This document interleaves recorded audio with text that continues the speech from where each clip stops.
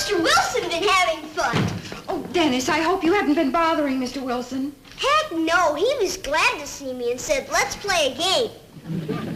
Mr. Wilson said, let's play a game? Sure, I guess he has more fun with me than with anybody. What game did you play? Hide and seek. Mr. Wilson said, I'll hide first, and if you can't find me, the game's over and you go home.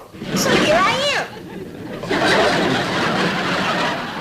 What do you mean you can't get out?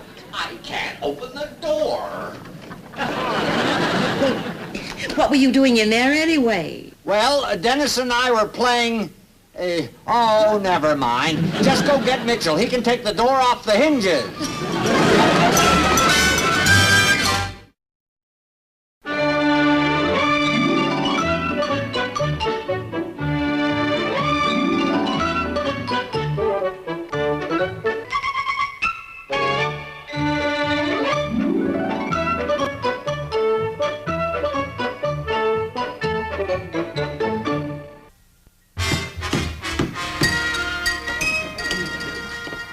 Almost a free man, Mr. Wilson. Oh, good.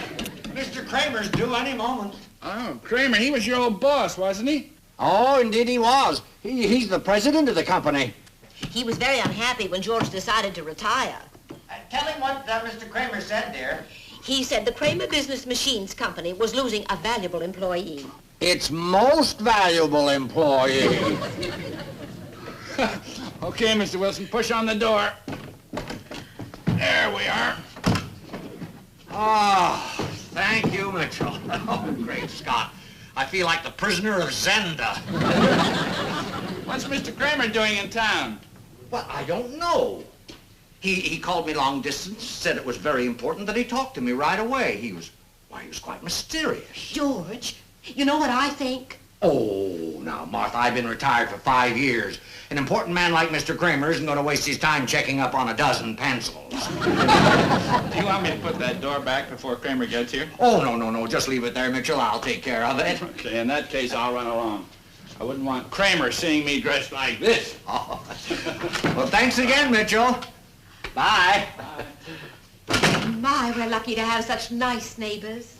Well, 2/3 of them are nice. That other third's driving me off my rocker. What's your old top hat doing down here? Oh, Dennis must have found that up in the attic.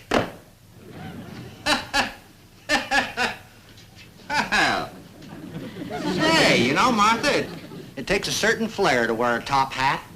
It certainly does. And you have it more than anyone. Oh, thank you, my dear. But I don't think I'd give Fred Astaire much to worry about. Do you? Oh, I don't know, dear.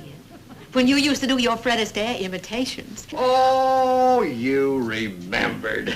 Well, of course I do, dear. Do it for me now. Oh, no. Oh, go on, George, do it. Oh, Martha, don't be silly. It's been too many years ago. Well, what would I use for a cane?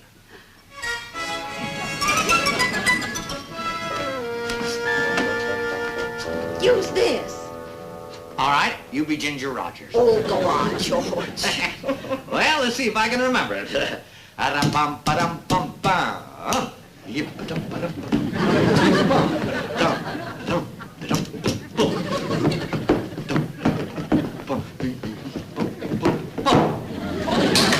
Oh, George, that was wonderful. Well, the old legs are still pretty spry, eh? They certainly are. Do it up and down the stairs for me. Well, all right. Say, you know, it's too bad you don't have the camera out. See now. Oh, yeah.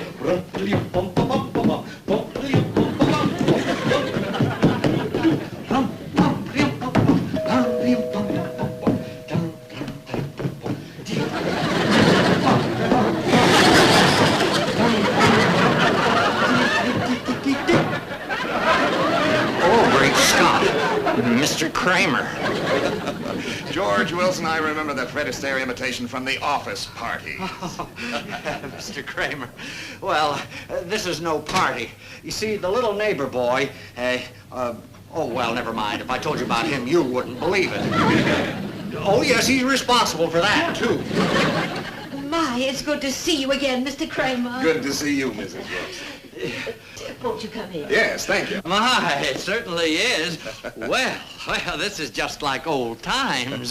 How have you been, Mr. Kramer? Oh, fine, Wilson, fine. How about you? Has your retirement been everything you expected? Oh, yes, sir. It's been marvelous. Yes, indeed. I spend most of my time working in the garden. You'd be amazed how much time he spends out there. He's turning our yard into a regular showplace. Oh, my latest project is right by this window here. Yes, I have some prize periwinkles are just beginning to poke their little heads up above the ground. Well, I'm eagerly awaiting the moment they burst into glorious bloom. Well, frankly, Wilson, I was hoping you were missing the company. It certainly misses you. Well, I do. Yes, Mr. Kramer, indeed. That was a big part of my life for many years. Oh, a man doesn't forget that overnight. How would you like to come back to work? Come back to work, Mr. Kramer? But why would you want an old duffer like me back in harness? Why, you have plenty of young men coming up. Well, they haven't any experience or judgment or your executive ability. Well, that's very nice of you, but... The Pittsburgh office has gone to pot, Wilson. The sales have fallen off to the point where it's either close the office or bring in a man who knows what he's doing, and I think you're that man. But Pittsburgh's in Pennsylvania. Yes, it would mean moving. Moving? Oh, moving? Oh, well, I don't know, Mr. Kramer. Well, now, think of the financial end of it, Wilson.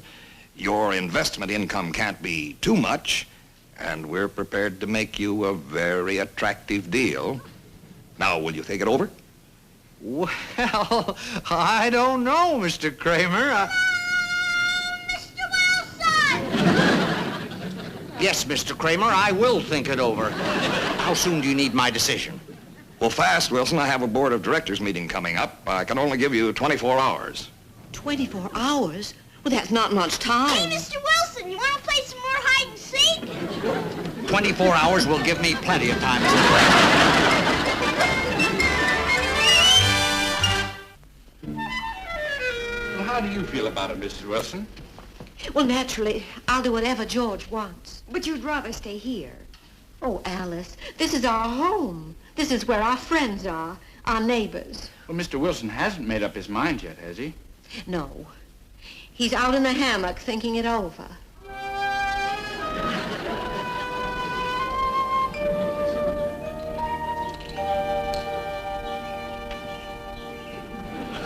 Hi, Mr. Wilson. How come you're taking your nap with all that stuff in your hands? I am not taking a nap. And I have the fly swatter because I can't stand flies on me. And the lemonade because I'm thirsty. Now, are you satisfied? Sure. Did you make the lemonade like you usually do with about 10 spoons of sugar in it? Yes, I did. Now, if you don't mind, Dennis, I'm trying to think. What are you thinking about? Rat. There's some on your chin. Oh. Well, I'm thinking about grave issues and large sums of money. Didn't Mrs. Wilson give you your allowance? I don't have an allowance. You haven't? Jeepers, I have. Scott. Do you want me to lend you a nickel? No. A dime? No. Now, look, Dennis, I am trying to think. If you're going to stay here, you'll have to be absolutely quiet. Okay, Mr. Wilson. Okay.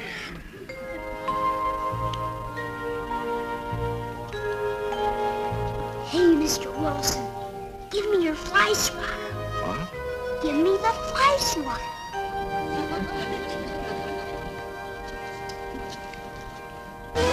For Pete's sake. He was right on that spot where you spilled the lemonade with all the sugar in it. I don't care where he was. Never hit him when they're on me. Never? No, never. Okay, Mr. Wilson. I'll just stand here and wave at him. Of course, he is interested. It makes him feel important, and bless his heart, George likes to feel important.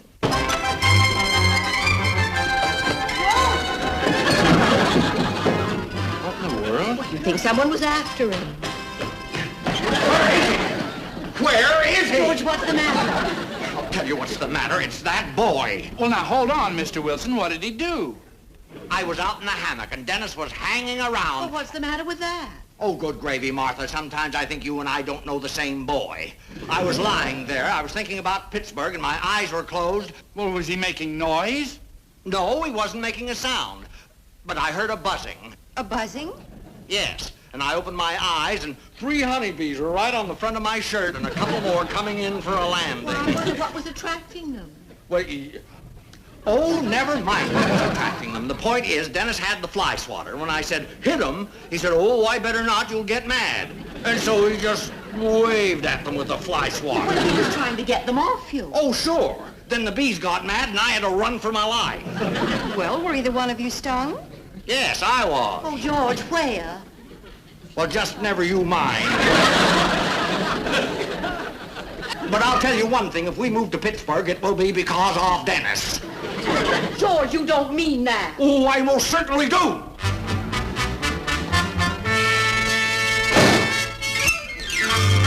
George isn't himself. Well, you can't blame him. Bee stings are no fun.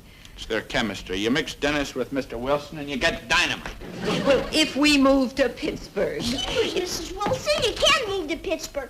Mr. Wilson's one of my best friends. Now, Dennis. If he's mad at me, tell him to hit me or something, but don't move away. Dennis. Tell him I'll stand out in his front yard and he can throw rocks at me. Dennis, don't be silly. Now, Dennis, listen to me. Mr. Wilson doesn't want to hit you. He's very fond of you. Then how come he's moving to Pittsburgh? Well, if we move to Pittsburgh, it won't be because of you.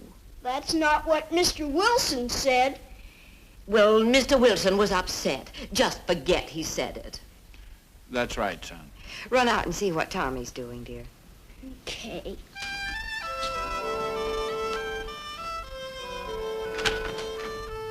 From now on, I'm gonna be different. I'm gonna stop making dynamite, and I'm gonna start closing doors and all that kind of stuff. Oh, fine. Now he's back to slamming them. Where is Pittsburgh? Jeepers, Tommy, don't you know anything? It's in Philadelphia. I gotta think of something so Mr. Wilson will stay here. Yeah, we had a lot of fun with Mr. Wilson.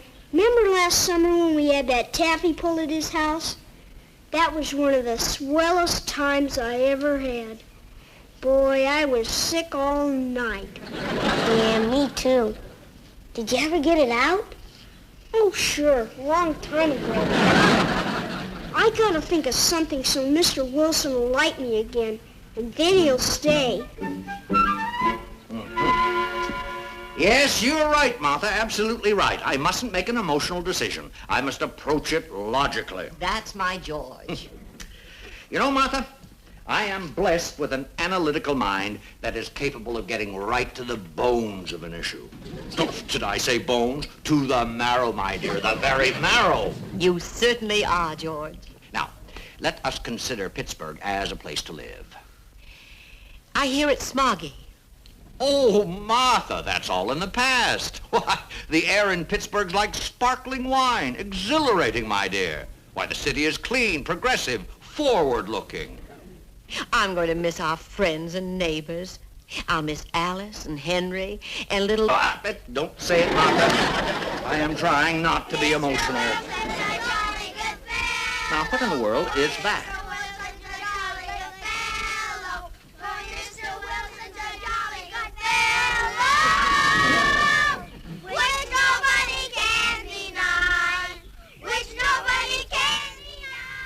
It's Dennis and his little friends singing to you. Why, so it is. Dennis is so fond of you. He told me once that he wanted to be just like you when he grows up. Oh, really? Basically, Dennis is a fine boy, has high ideals. Go to the window and tell him you're not angry with him. Well, all right.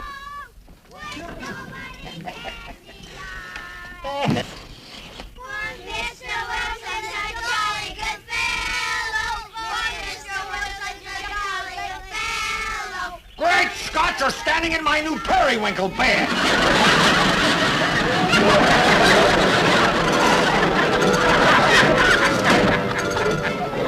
settles it, Martha. We are moving to Pittsburgh.